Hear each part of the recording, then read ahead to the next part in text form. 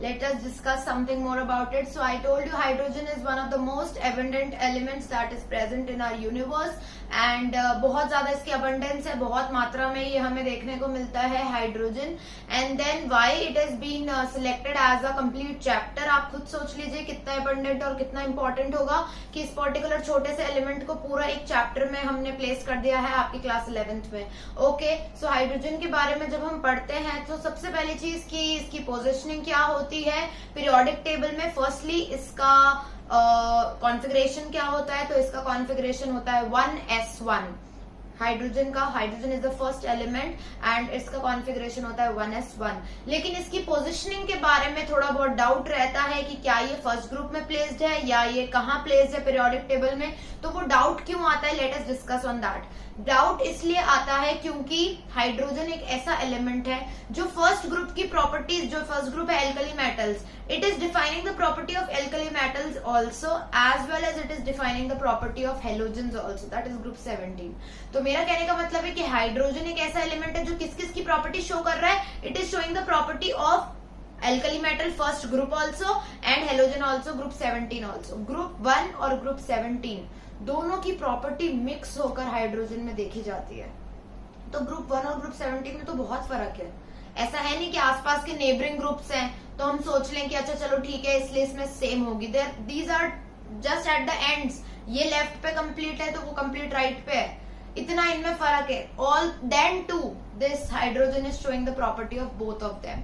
ठीक है, alkali metals के जैसे कैसे शो कर रहा है कि ये यूनिपॉजिटिव होता है, मतलब यूनिपॉजिटिव हो सकता है, दैट इज एक इलेक्ट्रॉन इसके अंदर प्रेजेंट है. सारे एल्कली मेटल में भी एक एक इलेक्ट्रॉन है आउटर मोस्ट शेल में, सोडियम में, पोटेशियम में, ठीक है, रुबीडियम, सीजियम में एक एक इलेक्ट्रॉन है आउटर मोस्ट शेल में. तभी तो इनका कॉन्फ़िगरेशन होता है S1 होता है एंड में 3s1 4s1. ठीक है, so similarly hydrogen is also having 1s1.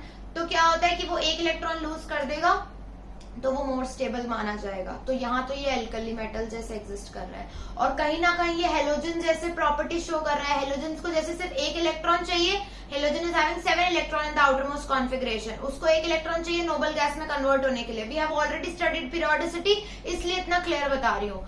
सो एक इलेक्ट्रॉन चाहिए नोबल गैस में चेंज होने के लिए, स्टेबल होने के लिए. तो हाइड्रोजन उसकी जैसी प्रॉपर्टी भी शो करने लग जाता है. तो ऐसा भी हो जाता है कि हाइड्रोजन को भी एक इलेक्ट्रॉन चाहिए और वो नोबल गैस में चेंज हो जाएगा. आप खुद सोचो, हाइड्रोजन के बाद क्या है, हीलियम है. हीलियम भी एक नोबल गैस है, तो एक इलेक्ट्रॉन गेन करते हीलियम बन जाएगा ना, नोबल गैस बन जाएगा, मोर स्टेबल हो जाएगा. So it is somewhere showing the property of alkali metals also, group 1 also, and it is on the other hand showing the property of halogens also, group 17 also. तो that is why इसे बोला जाता है कि इसकी positioning में doubtful है कि इसको ग्रुप 17 में रखो कि 1 में रखो कि कहाँ रखो. ओके, देन एल्कली मेटल से सारी प्रॉपर्टी शो कर रहा है. हाइड्राइड्स बनाता है, सल्फाइड्स बना रहा है, ठीक है, जैसे कि एल्कली मेटल्स बनाते हैं बिल्कुल वैसा वैसा काम कर रहा है, उनके जैसे प्रॉपर्टी शो कर रहा है. लेकिन जहां मेटालिक कैरेक्टर की बात आती है तो अपन को पता है कि जैसे हम ग्रुप में नीचे जाते हैं एल्कली मेटल्स में मेटालिक कैरेक्टर इंक्रीजेस. हाइड्रोजन का ऐसा नहीं होता. Hydrogen does not show the metallic character. Metallic character show नहीं करता. एंड हाइड्रोजन की आयनाइजेशन एंथैल्पी भी हाई होती है.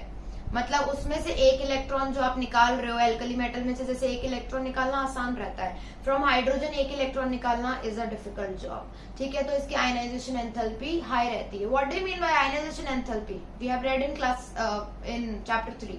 आयनाइजेशन एंथैल्पी मतलब एक